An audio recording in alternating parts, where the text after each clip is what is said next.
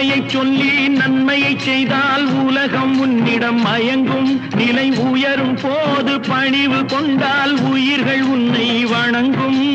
உண்மை என்பது அன்பாகும், பெரும் பணிவு என்பதும் பண்பாகும்.